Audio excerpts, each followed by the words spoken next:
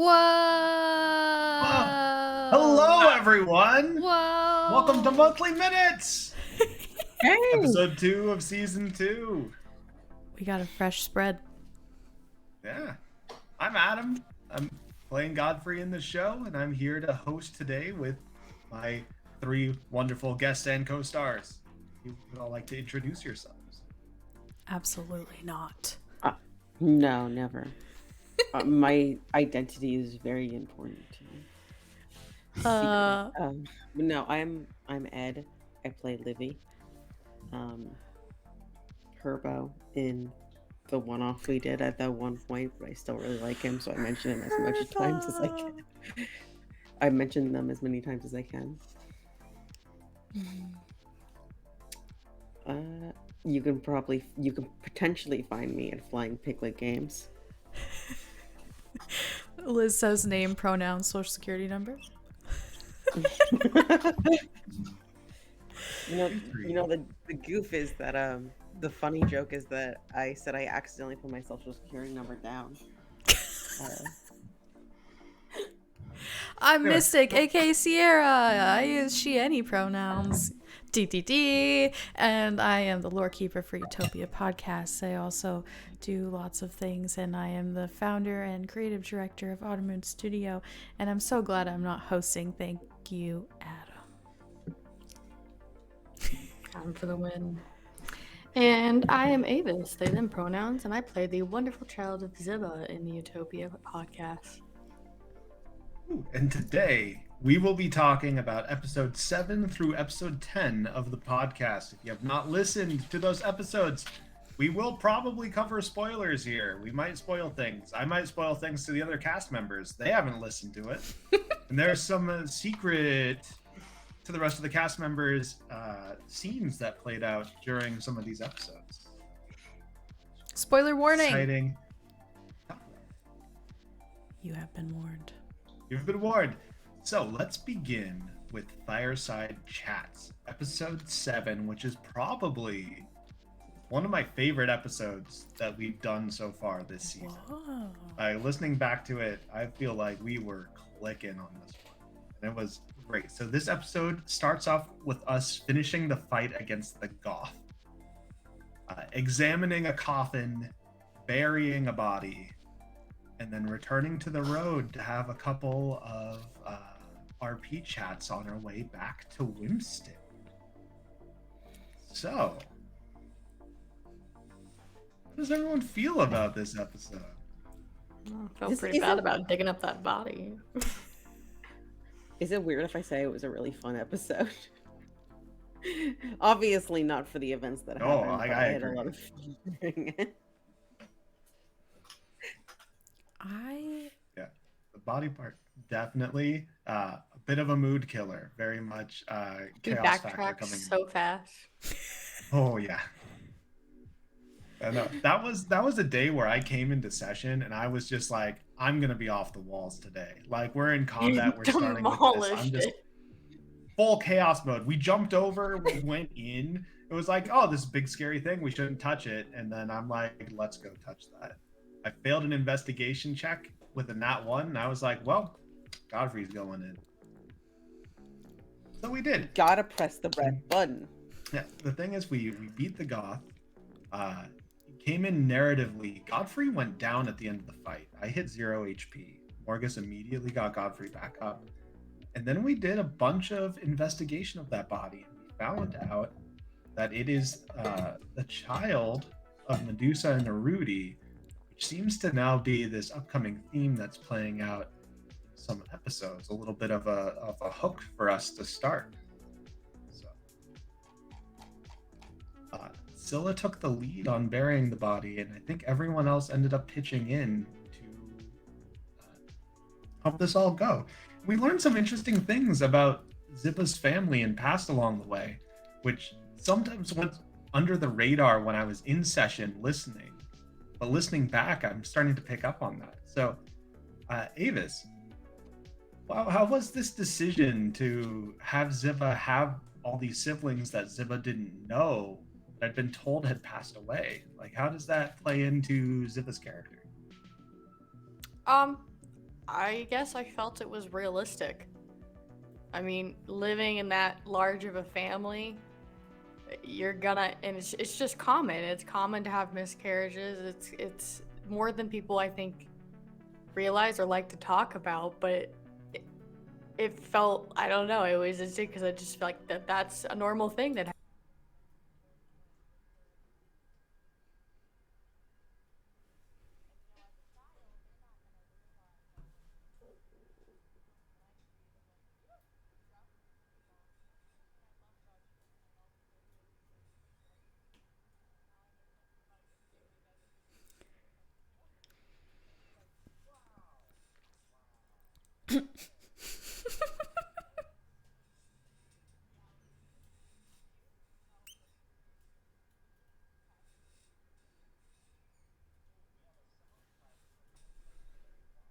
Oh, uh-oh.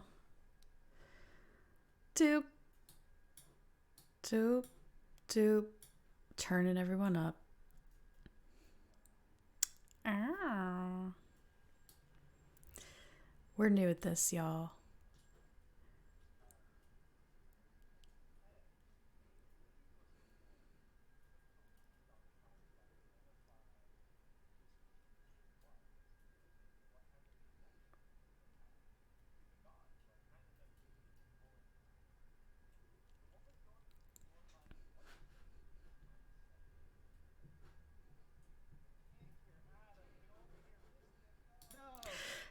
There.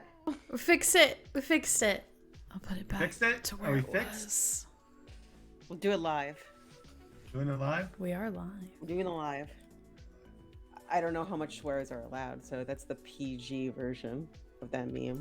Okay, Okay, we got a yay. We are back. We are better. Yay. The question was, Ed, Livy was the one who took the lead on figuring out who the body was and its connection with the gods. So what was like your mindset and Livy's mindset going into the situation post-fight, seeing this being of like pretty significant like, god-based relevance? Honestly, Livy comes from a family that like survived the Invisible War on a very like recent, like his parents were involved in it in some way, and they had a lot of their relatives die, and they would always tell stories to Livy about who they were, and they'd be like, "Yeah, we don't want you don't remember them. You're never gonna meet them, but as long as like we tell you about them, they're gonna continue to live on." And live, and that's one of the reasons. Like, besides just his interest in the gods and the history, he wanted to make sure this kid was remembered, even if Livy didn't personally know him. I think that plays out with like a pretty sweet moment of the whole party coming together to have this funeral, and then Livy being the one to step up and say those final words of rest. I think that was a really cool scene, a cool moment.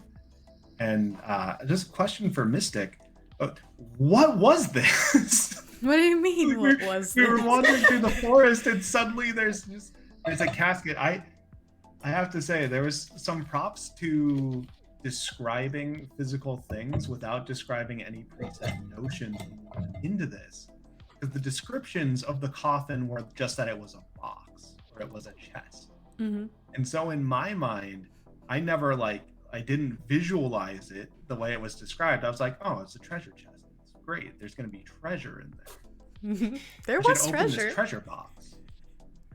It was like, oh, you opened it, and then you reiterated all the descriptions, like, oh, that was a casket.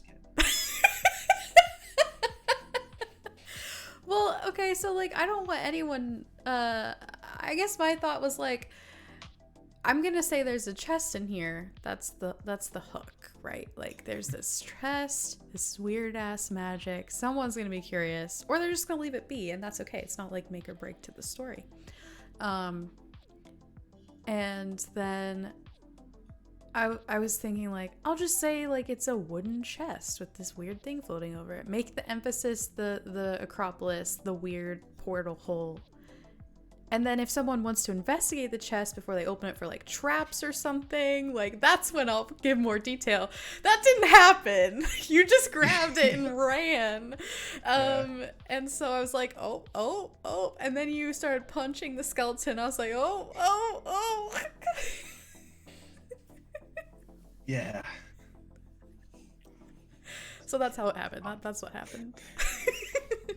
And then this question is for everyone who's not Mystic. 'Cause Mystic, you know the answer to this. Mm-hmm. Do we have any theories as to what this whole Acropolis was, why it was here, and what its purpose was? Like, what was it trying to do before we showed up and pulled it out of the Acropolis and then jumbled all the bones and then put it in the ground? I could start, because I think this was pulling life from the forest around it to eventually try to resurrect this child. Oh, that's such a good idea. Godfrey failed that investigation check on like the ring of death around the creature. So me as a player was like, oh, this ring of death, when we touch this thing, there's just going to be an explosion of necrotic damage that's going to go out to this radius. And if we're outside of that, people will be safe. But when that didn't happen at all during the fight, oh, this isn't like a trap. This is like sucking life force out of like the world around it. I just thought it was like a really fancy. I thought he was like, my child is dead, and I want to make sure no one touches their remains. That's what I thought. Could be a warning. That makes so much sense. Yeah. A I did mausoleum. not think about this deep enough. That was weird. Yes. Yeah, that's fine too. That's great. All of the ways of playing D&D. It was more of a hook because we keep running into that. I'm like, oh yeah, that's supposed to be that other, attached to that other thing that happened. Yeah. And There I probably is a will deeper reason there. I will get into a bigger question about that once we get into deeper episodes, but this is definitely like the first part of an overarching hook that starts to like have key points through each episode that Mystic is giving that I think all of us just never grabbed. Which listening back now, very obvious. Playing in session, missed every single one of those hooks. Oh yeah. 100% of them. Oh no. I was like, why is this here? I'm gonna be so mad at myself. When I listen back, I'm gonna be furious. Yeah. So then this episode ends with us continuing back to the road. A nat 20 on a survival check following the stab holes back to our camp. And then with a couple of conversations that start to happen and a little bit of sneakiness on Ziva's part. So, sorry, see in chat. Okay. All right. So it starts with Godfrey having a conversation with Scylla that I think starts off a chain of events that runs down through these episodes with Scylla. Godfrey is asking her what it's like for Scylla to pray to Mysteria, because Scylla like gave off that it was different than what happened when Godfrey prayed to Mysteria. So there's this big conversation where we now learn more about where Scylla's sitting, and we learn a little bit about or Godfrey is prodding here to understand if Mysteria is this force of good that we all think that she is, or if Mysteria is something very different from the stories that we've been told. We start to like peek in and see this little like dichotomy in that maybe the Mysteria that Scylla knows is very different than the one that we all think Mysteria is. And it begins like this bigger plot point of like, who is Mysteria and what is like the true identity? And I'm super excited to see that play out going forward. I guess this was a scene I was in, so it's hard for me to pose questions for it. I had a lot of questions for Liz, but Liz is in chat right now. So do any of you all have questions about this? I'm sorry, I thought you were gonna talk. I mean, I think it's really interesting, especially. I don't want to say too much, but there's stuff that comes out later that makes an extremely relevant conversation to the plot of our show. I think it also shows how oblivious Livy is because he just did not listen to this. I mean, we're on the road. Like, you guys can't be too slick and having secret conversations.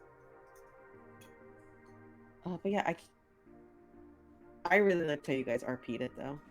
I think what some of my favorite RP is Godfrey and Scylla, just because it's so mellow. It's like a night, like you guys are just so nice and relaxing, and it's just like two buddies, just like drinking tea and vibing. Deep conversations about religion that affects their whole identity. I think I was shocked. I was shocked at the lack of reaction from Godfrey. Yeah. But that's what I think we're going to talk about this, but like that was the golden ticket to like having that conversation survive was that, you know? And I don't think you knew that, Adam, or maybe you did as a player. Like almost like this deer has like walked up and is like trusting you, and now you have to just like stay very still while it tells you this story. You have to just like pretend it's all okay. But yeah, it was great. Yeah, I mean, in Godfrey's mind, right, his whole world got flipped upside down, and he doesn't know what's real and what's not real anymore. So he's coming from this genuine place, which doesn't really come across during the conversation, but it's very internal in me and in Godfrey when he's having this. Like, Godfrey thinks that what's different with Scylla is the truth, and what Godfrey is experiencing is a lie. And so he was like trying to figure out what the truth was that he can't see.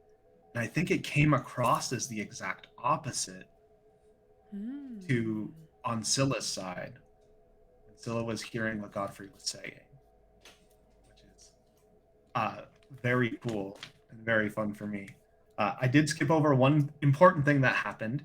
Morgus had a flashback in this episode as well, where Morgus sees himself attending a wedding, and Morgus is no longer a dwarf, but a Goliath. He's tall now. That's most importantly. He's tall now. He's very tall. Yeah. I feel like Morgus can become bigger in the end game than we're expecting. Oh, like narratively. Like, yeah. 100. I mean, if you leave your backstory up to the DM, I feel like it's inevitable. My fringe theory is still that he is like a titan. He's like one of the gods. That's still my fringe crazy. Like, put on your tinfoil hat conspiracy theory. Morgus is a secret god. Honestly, it's looking more and more possible each flashback we're getting. I know you can't. Sorry. Go ahead. No, please. This is what I actually think may be happening. It seems like he's being different people in each flashback. So it doesn't seem like he's lived. My theory that I'm literally just coming up with now is that Morgus lost a lot of his memories so he can take memories from people who are long dead in the past. That's why he doesn't remember anything, because like he has other people's memories, and that's why like every time he remembers something, he forgets Morgus. Interesting. I haven't thought of it like that. That's super possible.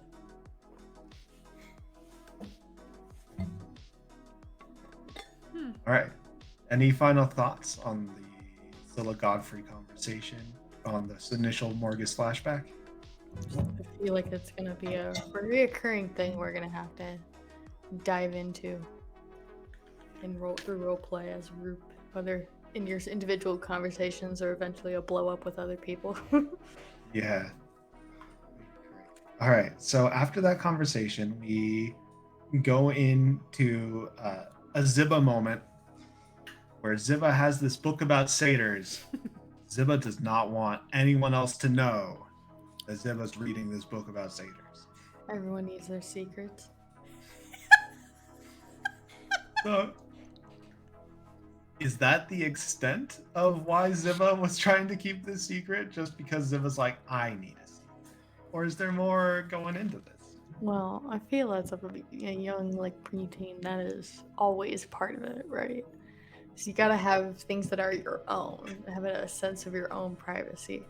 But I think there's also a fact of that her satyr friend's been missing for some time. And I think it's gotten to the point where, especially with Godfrey, I feel like they've had multiple conversations about this and how she's dealing with it, and she doesn't want to appear still obsessed. She she wants to appear better than she is. Like, she's not as hung up on it. She's gotten better. She's not just thinking about it all the time. She's moving on, but and trying to seem more like she's moving on, but she still has those things where, like, in the background, she is not moved on as much as she wants people to think she has. Like Liz is saying in chat, like when kids get obsessed with Egypt or dragons.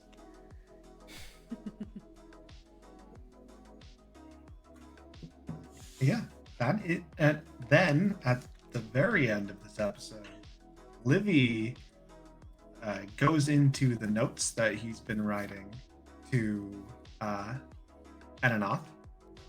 Yeah. Gets a little bit of relationship advice from Godfrey. As Godfrey is trying to sidestep his own personal shit. Godfrey successfully sidesteps his own personal shit. Oh, you yeah, call right, him right, out right. at the end. You're just like, you little Yeah. bastard. Yeah, How at the did this very end up about me? Wait a second. One of my favorite things about Livy is that despite the fact that he's like one of the most charismatic people in the party, is he lacks complete social awareness.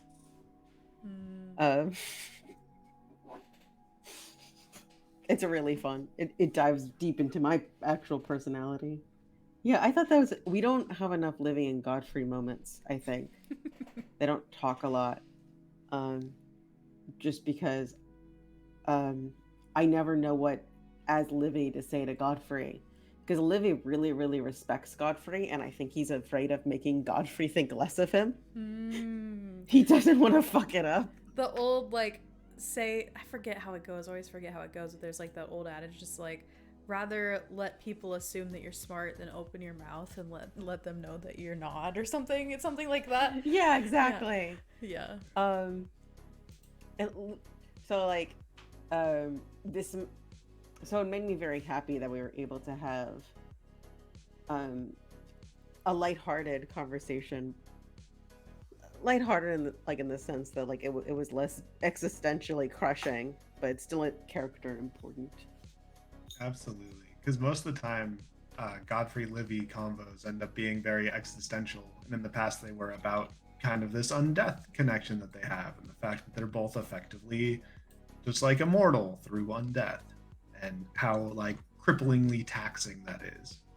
So it was really fun to have this lighthearted, oh, you got a stack of letters and you're a thing now kind of conversation. Kind of the thing. Yeah, I just realized, like, it's so funny that Livy and Godfrey haven't had the most time to speak, because like, if statistically they will just be it, if they continue to be friends, they could statistically be friends longer than basically anyone else in the party. Sorry to get very dark. No, you're good. I had something and I lost it. It's gone. I had a comment. It's out of here. No worries. It's fine. So the episode ends There was one other thing that happened in this episode that I was hoping Liz would be here for me to talk about. Just ask Liz as a player. So Liz, if you are in the chat, in this episode, it is confirmed to the audience what Liz's magic item does and how it works. We have yet to see it used in action, and I want to know if it's an intentional, like, using your magic item, super fair. But do you realize that there's 2 members of your party who do not have to breathe? And that ring could give either of us permanent invisibility.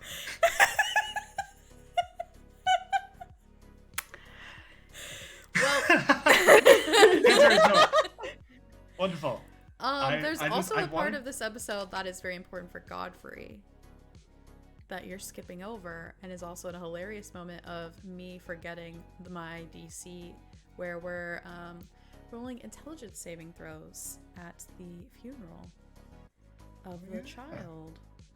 And that's all I'm going to say about it, except for the fact that I forgot that you needed to succeed. I was thinking you needed to fail, and then I was like, why is nothing happening? And then you messaged me on Discord on the sly, like, I have to succeed. And I was like, oh yeah, oops. There's a big pause, like in all conversation, after Mystic says you failed a 3rd time and your mask cracks. And that was me furiously being like, no, that's not how this works. It was a good, it's the fun of being recorded, right? It's like, yeah. Anyway. And doing it live, there's a little bit of mystique to it. And I have it actually in my notes. I just didn't read it because I've just been jumping wildly through these. But something happened with Godfrey. Something happened with Godfrey. And it happened when we were burying a child. And when Zibba was making comments about it. I'm sure it's nothing. I'm sure everything's fine. It's probably Probably nothing. It's probably some outside force. I don't know. Well, only good things have happened to Godfrey so far, so I'm sure this. Right. Only good things. Yeah. Was a good thing that he failed all of those saving throws. Yes, absolutely. Absolutely. All right. You can't have too much knowledge. It's dangerous. Sorry, I just stared off into the void, freaking out for a second.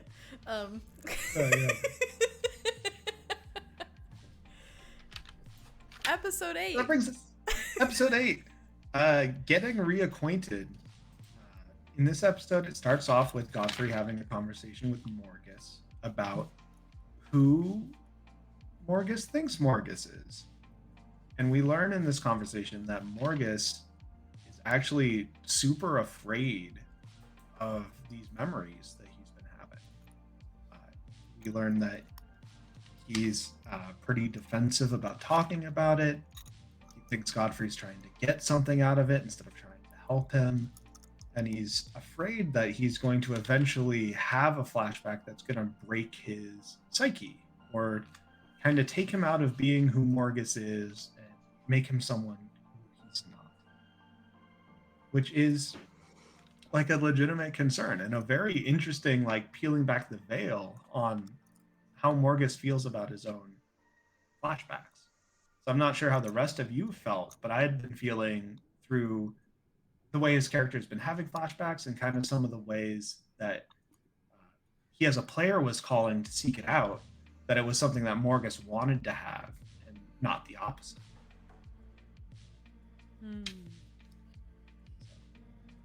Wait, he didn't want to have flashbacks?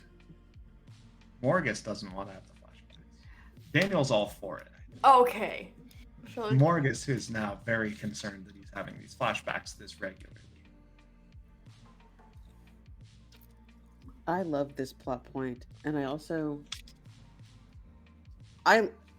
love stories where characters can't remember anything because I think it's like a legitimate fear. Morgus might stop being the person he is, and he kind of likes who he is.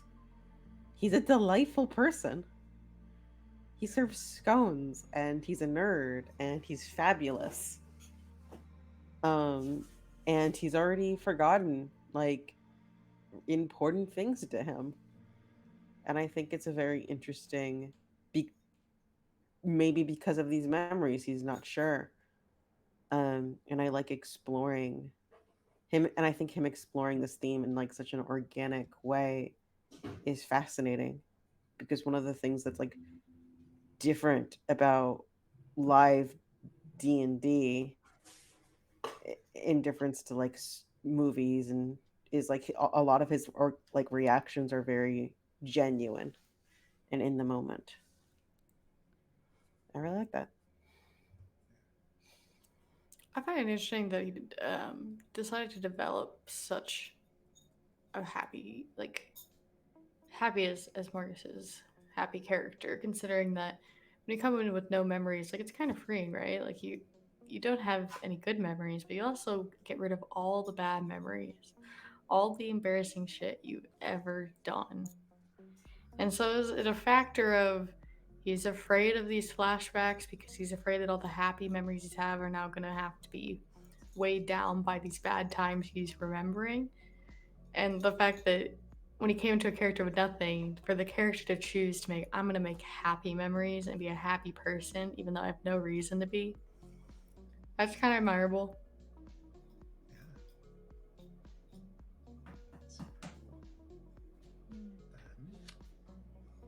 After Morgus has his flashbacks, we officially return to Winston.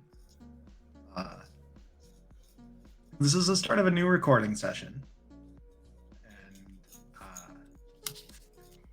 we're here, and we're down a Scylla for this episode. And some interesting things happen because of that, which are super fun and super exciting. So we get back to Wimston. I think we're all kind of getting our bearings again because we had just come off.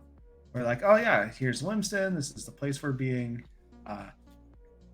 Godfrey very intentionally is very quiet for these next couple episodes. He's returning to this place, and he's got a lot of internal stuff that's making him go to the background, and also just because he's a low charisma person, he's overwhelmed. But we meet up with Carling and Carling's significant other in what has to be a very bizarre back and forth. Which, looking back at it, was, this is supposed to be another hook.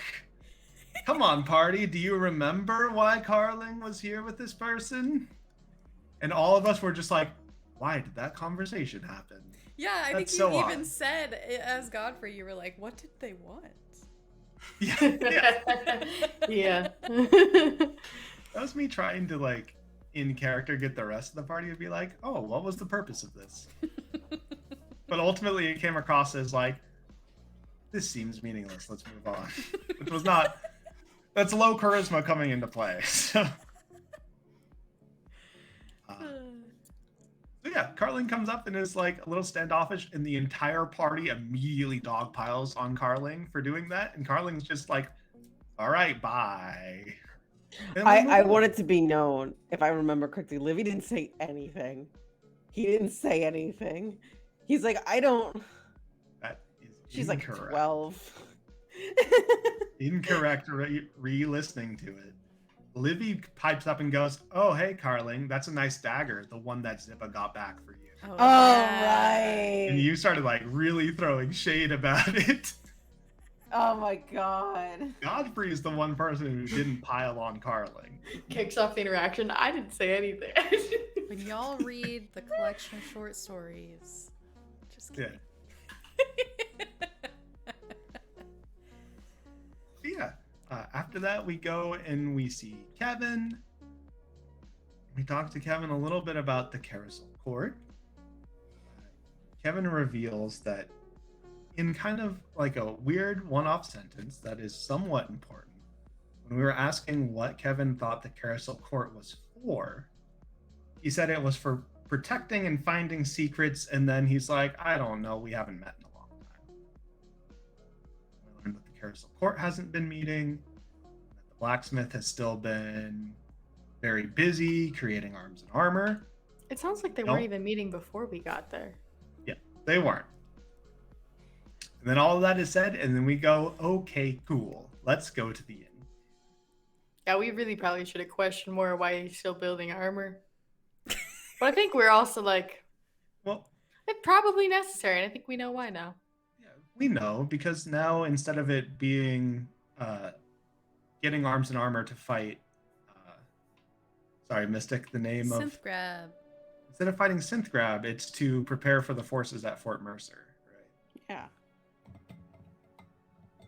But we don't really investigate that. We go to the inn, and as we go to the inn, in this episode, there's a cutback to what Scylla was up to. And I guess I'll try to be somewhat vague about what happens here, just for the sake of anyone listening and for the sake of my fellow players at the table here, so they could listen back or not listen back and still be surprised.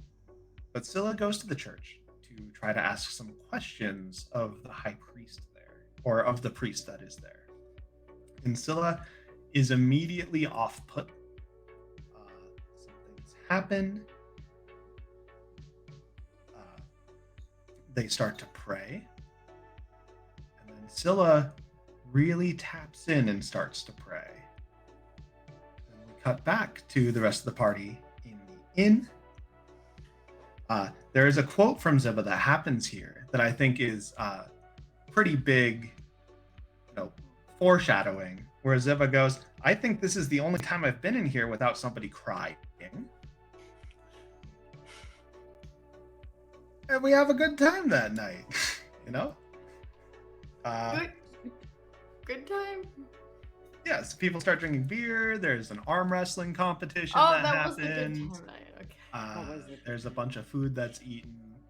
It's just a rowdy good time. And then at the end of this episode, Mystic does a great one-take outro. And that's the end I'm of the sure episode. there were some drunk tears, let's be honest. Is that the one where I was like, we're doing this in one take? It's Yeah. Very freeform, very good outro. A+. I want to add, Liz and I talked about this after we recorded her little session with the extra stuff with Scylla, because essentially, like, Liz was, in England, whatever, went to the UK, couldn't attend session. I'm only a little bit jealous, but so we did like a one-off session to what she was doing in Wimston, and afterwards I was like, I didn't mean for the priests to be creepy. I didn't mean for the church to be creepy. I just meant for it to be like a temple. And then she was like, oh no, yeah, that's totally fine. Like, that's just how it's gonna be for Scylla. Like, it was a really interesting interaction of like how you can be really open with description and then it can morph and change based on the character. It's just another example, like chest example, kind of. I would say, listening back, the description of the church is not creepy. Mm-hmm. It's just Liz and Scylla do a great job of bringing it into a context that like is very much makes the audience see like, why is Scylla feeling this way in this description? Some of the descriptors that come along with that kind of give us some more insight into Scylla's background with it. And then the way it all plays out is very interesting. It's super intriguing. It's a great piece of storytelling that happens there. Highly encourage Ed and Avis to go listen to that, or maybe not if you want to keep it a secret. I'm always worried I'm going to say something in character that my character should not know, so I typically don't listen to the scenes recorded where my character's not in it. I feel I you there. do when it stops being immediately pressing. Like, I listened to Godfrey's one shot like almost like 2 months later, and I'm very glad I did, because I learned things.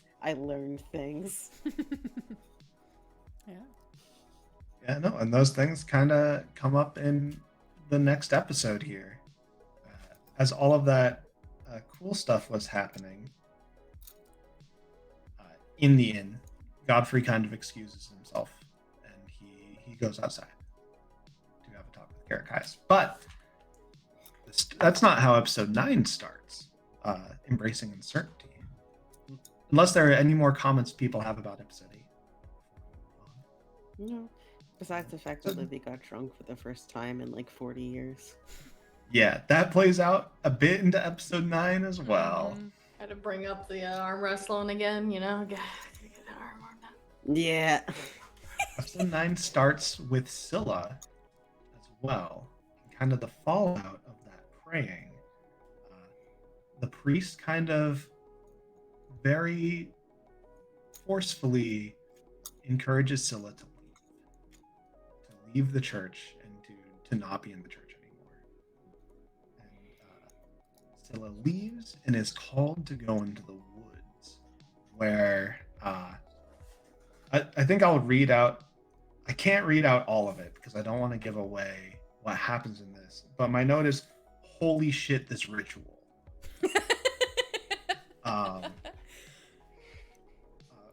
Very cool stuff. I have a lot of questions here that I was going to ask Liz that I will kind of gloss over since Liz is not in the call today. Not a jab at you, Liz. Please get some recovery. But It's you want to listen to it early. Very cool, very interesting things happen. I don't There's remember a what very you asked me specific after, quote. Liz. Sorry.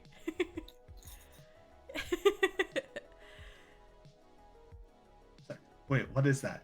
Mystic. I don't know. What did Liz ask you for?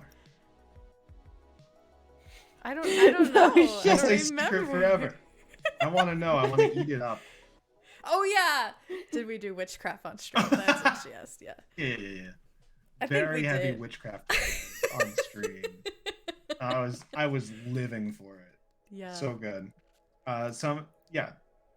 Very cool, very interesting moments happen there. A lot of Scylla development. A lot of like cool things to play with coming back to the table.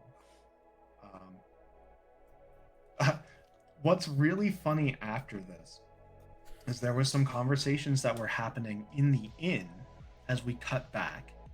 And one of Ziba's quotes after this scene, just to let people know, we filmed this out of order, right? Mm-hmm. I don't Like know what Liz's happened. filming came way after. One of the comments that Ziba has is, fun things happen in the woods, that's for sure. Was And it magic. comes right after this witchcraft scene. Oh man, beautiful, wonderful. Then there's some drunken conversations between Livy and Morgan, where I can't remember the exact context, but Livy throws out something like, "Oh, maybe it's a lich.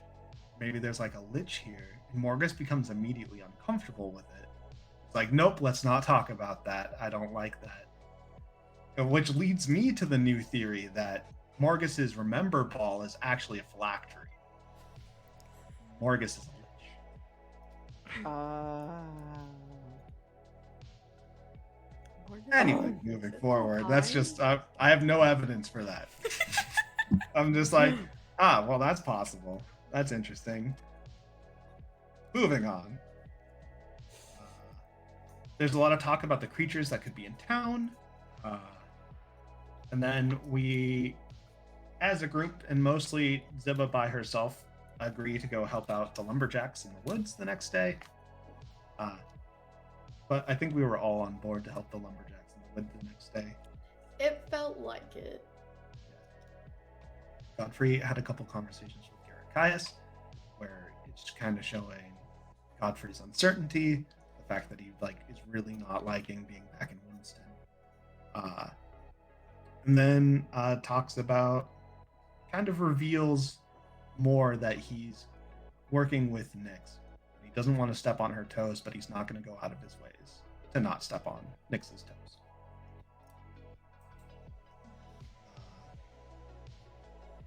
Then there was the cool moment of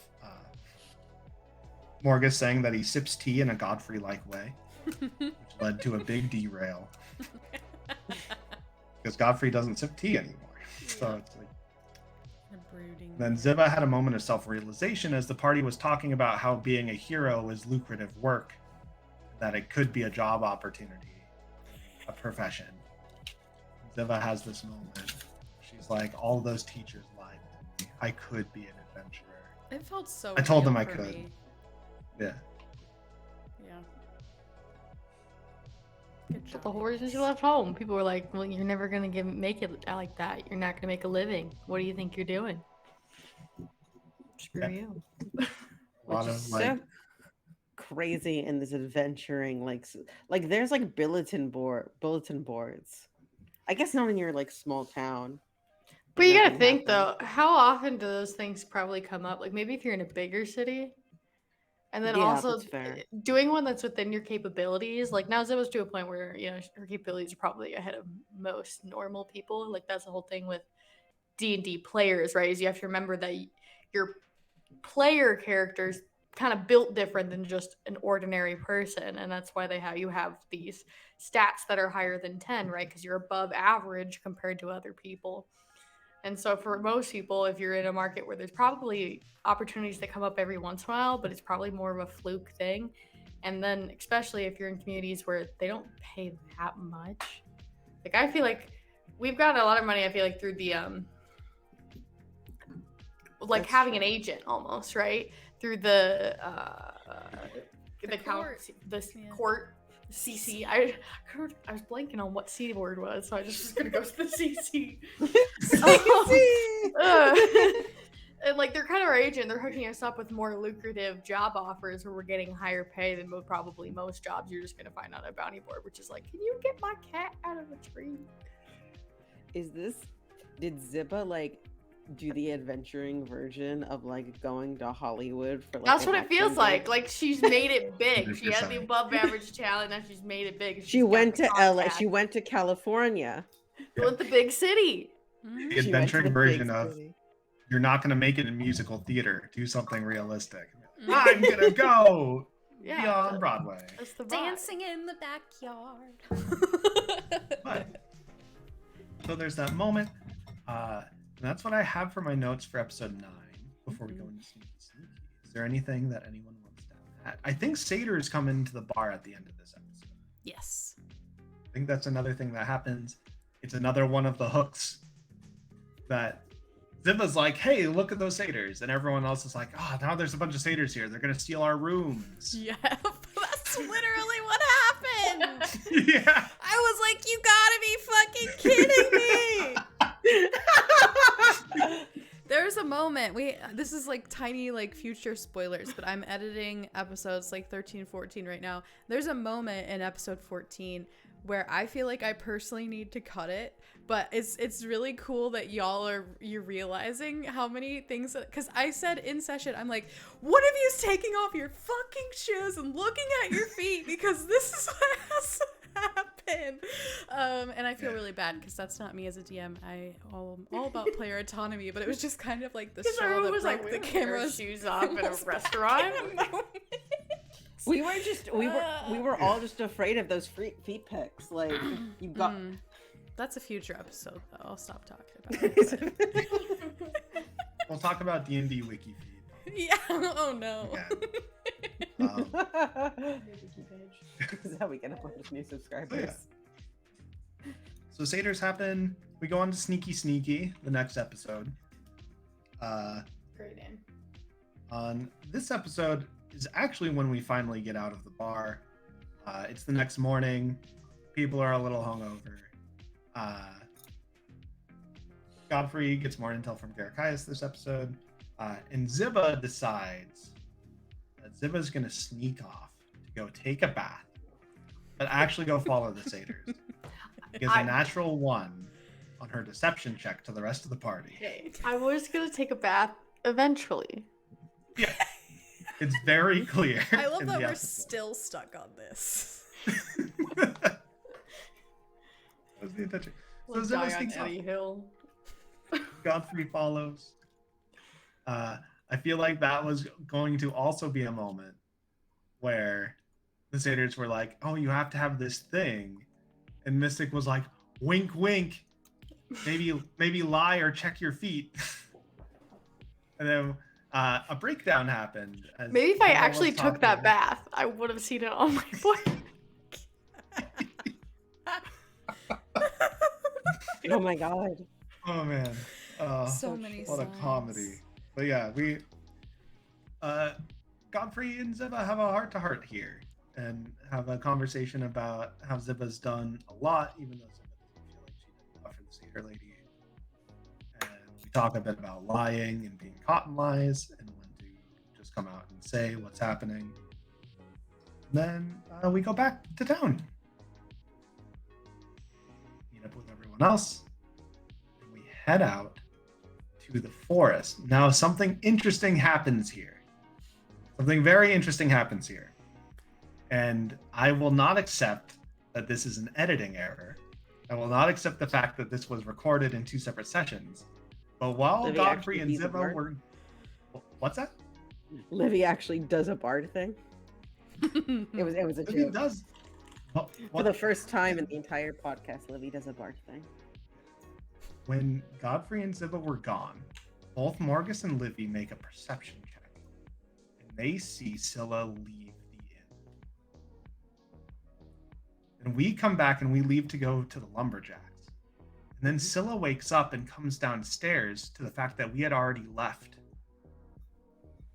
to go find the lumberjack. So there is someone disguised as Scylla running around.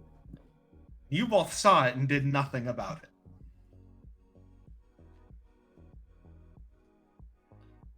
What? Yes. Oh my god. Okay, but So I will not accept to that be this is fair, a continuity I do- error. Is it a continuity error? It's not a continuity error. It's not a continuity error. I knew it. So, I as a player, Liz in the chat. yeah. I thought that was like because I knew Liz wasn't gonna be there, and I know as a DM I don't like voicing other people's characters, so I was like, okay, that's like Liz going to like Scylla going out to do her thing. I don't want to like drag her back and like talk to her because like I think that would be mean to Mystic. I think that's what all of us thought in the recording session. It was a very convincing clone. Or it's a shapeshifter, or a doppelganger, or a changeling. Wait. Oh no. In the is the woods in this episode? Yeah, we go into the woods this episode. Oh no. Where we do interact with some shapeshifters. Oh god. Oh no. Oh, Oh. interesting thing happened. So I was sitting If here you're wondering if we listening dealt to with that that. accordingly, the answer is no. And I was like, ooh, I wonder what the Scylla cutaway is going to be. Scylla leaving before us and being in the woods, and how Scylla's going to find us. And then it gets to that point, and Scylla wakes up after we left, Oh no. following after us. So Liz is screaming in chat for us to say psych, or Mystic to say psych, but there is no psych happening here. And that is so interesting. I am on board 100%. It's some creepy horror shit, and I'm digging it. I'm so Yeah. glad that you found that. I was like, no one's gonna pick up on this. But of course you did, Adam, and I love that about Oh yeah, I was listening back. I was like, oh, yeah. And then Scylla goes, and they said they go. And then I was like, wait a second. I thought earlier in this episode, both Morgus and Ed saw Scylla leave, and so I rewound to the episodes. I have the timestamps. At 21 minutes 40 seconds, we have the perception checks happening, and then at 40 minutes like 30 seconds is when Scylla comes downstairs. As far as we know, maybe Scylla just didn't see us. I Oh, we can't already believe left. Mystic took advantage of my kindness. How dare you? I think the etiquette. best- No. I think the best thing about Scylla's portion of that episode is when Aurora's like, are you all right? And Scylla's like, why does everyone keep asking me that? And she's like, well, you don't have all your armor on and you look a little disheveled and I'm not really sure what's going on with you. And Scylla's just like, no, I'm okay. I'm okay. Yeah. Just runs out. Yeah. It was fun. Fun Oh, stuff. it's so good. Okay. So, You do you want dropped to? the bomb. What was the bard thing that you were doing? Oh, later Or when was we that just- go into the woods. I thought that was when we were gonna. That's- Livy actually plays music to cheer people up. I think he's only done that one time. He Put on actually a plays good- music. It just vibes. Heck yeah. We go in. We hang out with the lumberjacks for the whole day. And Carl and Moose show up. Everyone knows that you can't trust a Carl. The moose You guy really that was can. convincing. Yeah.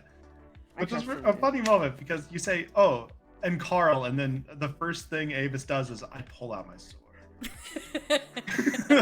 Like, can't trust a Carl. Yeah. Hey, girl. I think the best thing was I had a fantasy name generator open in a tab and I was trying to get it to get a name that would work for the bear person, but it just wasn't happening fast enough. And so I just said Moose. And then Ed, you're like, is Moose the bear person? And I was like, yes. And you were like, God damn it, Mystic. But like, I didn't, it wasn't premeditated. It was just one of those like improv things that happens. Like, it was the first word that came to mind. Like, It was so nice. I loved it a lot. It made me happy. Moose. Moose the bear. Mm. There were also some like cool descriptions of Scylla waking up that I won't go too far into. So it's just kind of a cool imagery. Things that happen that might have more significance than it sounds like. Mm. Yeah. Then we start the combat with what people viewing would probably know after seeing the abilities are slots. Slots. And we get through like the first round of combat and then we call it there. Godfrey takes his potion for the first time and is reading people's minds. And This fucking Oh, what's combat. going on? one of the slots gets locked in a hideous laughter forever. And Y'all are not Yeah. ready for the next combat, that's all I'm gonna say. And I keep It thinking was to myself, is it appropriate to kill a child? And then I have to say, well, that was Avis's choice. whoa. Yeah, I honestly, That's a we have targeted a- threat. if we have a party, it would be deserved. We bully do a lot with the I way would we've built never our do a characters. TPK, but I'm just gonna keep bumping up. Like, I do look at the CR So what? You picked the ratings. weakest link? You're like, No, I'm just no, thinking about over like there. frontliners, and I'm like, oh well, Godfrey got down to 0 with the Gath, but like Ziba's also like up in it. She's the next closest person. I don't know. Has that ever actually gone down? No. Nope. There's You that all one are time you too jumped on your own evil. sword. But I still have relentless endurance. I don't think Yeah, I've ever relentless actually gone endurance. down. The Oh, that's only gonna be a thing- moment if that ever happens. That's gonna be a whole moment. Ziba is Ziba's worst enemy. I'm That's ready true. The only to. one who can I'm trust ready to Ziba is throw you Ziba. all an enemy with counterspell. I'll just say that. Because I That know that feeling. fuck your We need Fair. spells. fuck I gotta your point to stick. fuck your shit up. You're really only giving a middle finger to Morgus. Like that's all that's gonna do. As someone who's running a high campaign with a counterspeller and only like one pure spellcaster in the party, it starts to feel bad. No, You Livy. start to Livy apologize to that realized- player a lot. Like I know Livy's this a is your bard, whole he's a pure turn, but spellcaster. Yeah. I don't- Olivia used cutting words a few times in this combat. I think it's spoilers because the next episode isn't out yet. Oh, but sorry. cutting words does happen. In I this just mean like okay, yeah. Livy's entire thing is using Bane, cutting words. Fucking Um, Bane. Bane! Bane! I almost got rid of Bane. Because the I first time know. it failed. And then I didn't. And I'm like, okay, we're gonna use it again. And then I'm like, oh, this is really good. Mhm. and I'm then curious, just evolved. Adam. You drank that potion. You didn't know what it was, but when I described it to you, I know that you as a player knew what it was. Were you hoping for more mechanical usage out of that kind of a potion, or was the RP okay? Yeah. Yeah, the RP. Like, I know it's a random potion at a random time. I think you gave me way more than I should have gotten from that potion during that combat, and it gave kind of like a cool ability for everyone to just kind of say what they think in combat. Yeah, I really like that. That was my hope with it. But I was thinking, I was like, I wonder, a more assertive or button pushy player probably would have been like, well, if I can hear what they're thinking, then I know what they're gonna do, kind of a thing. Like, I should have advantage on every attack, kind of a thing. And I was like, no, that's not really how this works. No, Yeah. Wouldn't do that. I'd use it to role play, like describe how I dodged their attacks if they missed. Mm-hmm. It wouldn't be like, this should make it so I never get hit. Yeah. It would be very anime though, and monks are already very anime. That is true. Go full Yeah, anime. you're caught up now to where we're at in Utopia, season 2.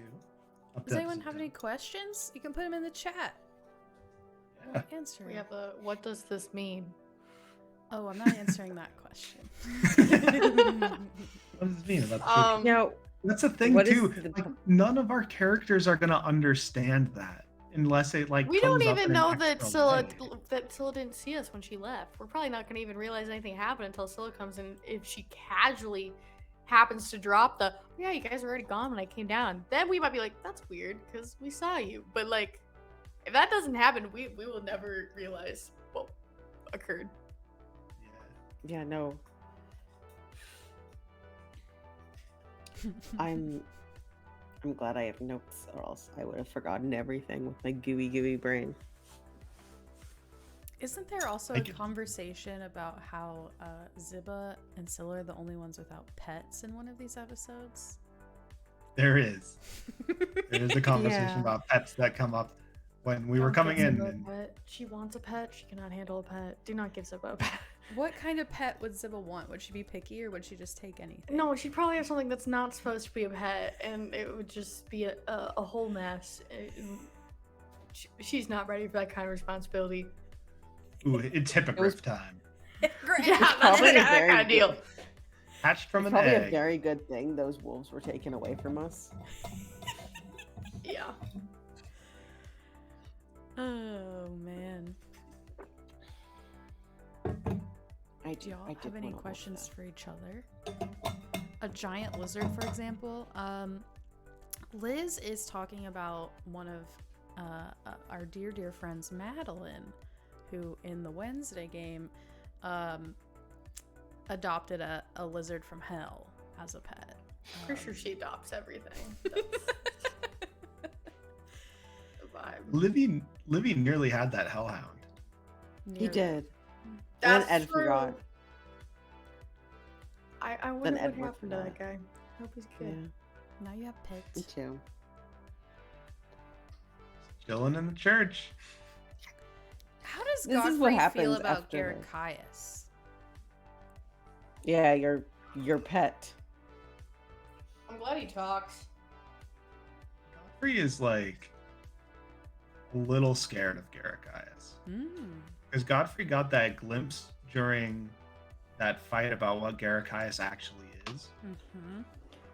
And Garricaius is also the thing that's basically able to tell Nyx everything that Godfrey's doing.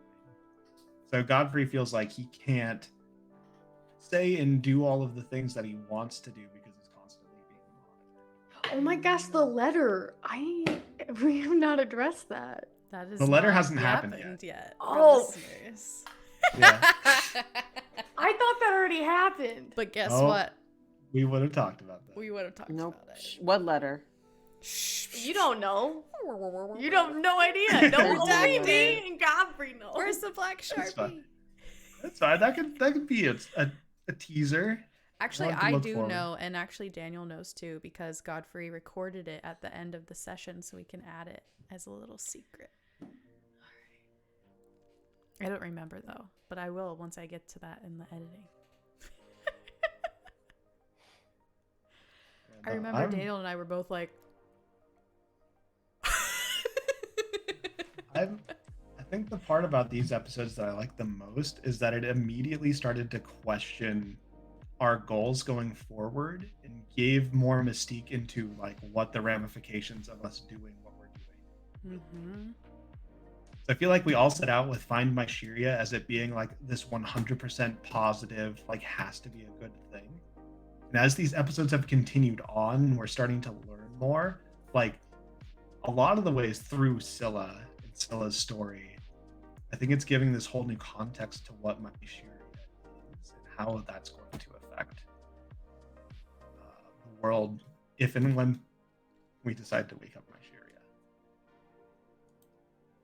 Mm-hmm. So Livy does not think waking my like he has no idea what waking my Shiria will do, and he's kind of just agreeing with the rest of the party because he doesn't have any better ideas, but also because he's kind of a little bit of a selfish bastard. This will she could potentially answer all of the questions he ever wants, and he's kind of willing to take this risk. Yeah, because Livy's like whole goal was trying to research My Shiria, right, in that temple. Specifically the Invisible War and how it ended, which it apparently ended with My Shiria. Yeah. That is the mythos. But more selfishly, he wants to prove that My Shiria is not the only god, and she's not actually that big of a deal, guys. Let me do my research on other things, guys. This is why you're such a good friend to read. Yeah. Also, I think I remembered that thing that I dropped before. Is I'm excited for the Livy love triangle subplot, where Livy's ex and Enanoth like become aware of each other. Wild. See that that drama play. That's gonna be realize. Because like I have a she is an ex, but she was like such a bad person. That's why I think it's gonna be real interesting. Yeah. That could become like a real problem. Yeah. Hey, at least you found out that that lineage of vampires is from Maya and not from Nyx. Yeah, that's super interesting. That's what Livy has very conflicting feeling.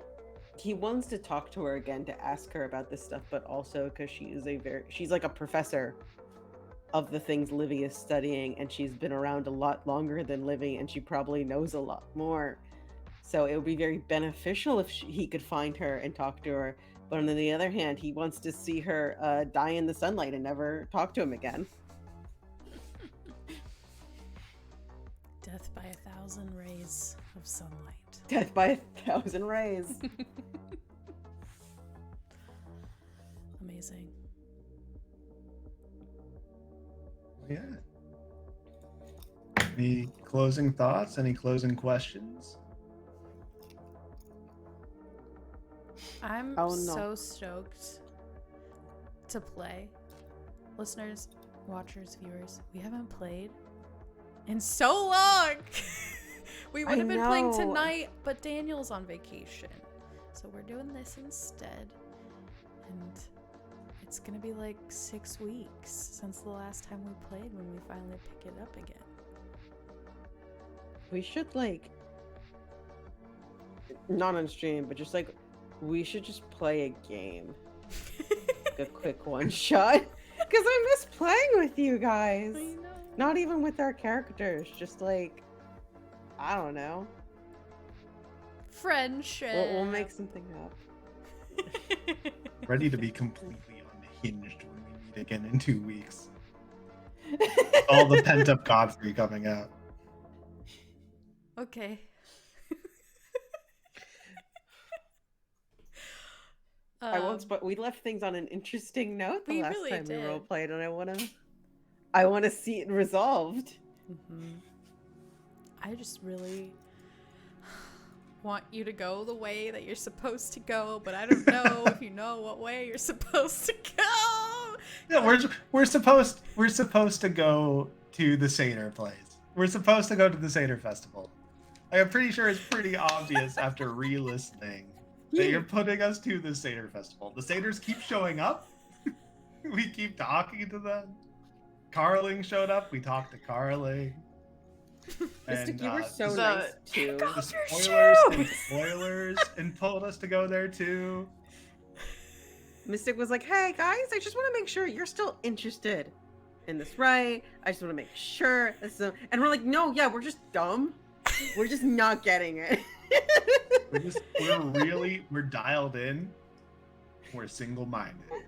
Well, there's just We're like, we got distracted by Kevin's beautiful eyes. oh, Kevin. We have to walk through that glade to get to the wall. Then yes, let's go there to the gate. Absolutely. Yeah, we're focused on that gate. We're so focused on the gate. All right. Our reception's down, and We'll see it'll what only be happens. activated by the gate.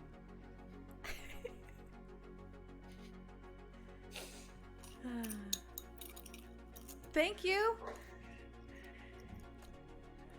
Adam's the host. I'm not the host. I was gonna take us out, but I am not hosting. Well, you can still take us out. Thank you all for watching Monthly Minutes Season 2, Episode 2. I hope you all had a great time. All of our socials are down below if you want to follow us. Donate to Ko-Fi if you want to. I always thought you pronounced that coffee, but I am apparently wrong. I think you could call it coffee if you want. There it is. Yeah. If you want to support us, if You you can don't, call. or you don't have the means, that's fine too. Just keep listening. All of our content is free. You can find it anywhere you get your podcasts. We're distributed there. Some cool stuff coming forward for sure. Mystic teased it. Someone's gonna die in the next combat. Don't say that. I don't want you to die. Is it gonna be Godfrey? Is it gonna be Scylla, or is it gonna be Ziba? Maybe it's a wild card. Maybe it's Libby. You'll have to watch to find out. Maybe like Mystic will like introduce a brand new party member who's like 5 days to retirement. Bye. Bye. Bye. Yep. Bye. Outros have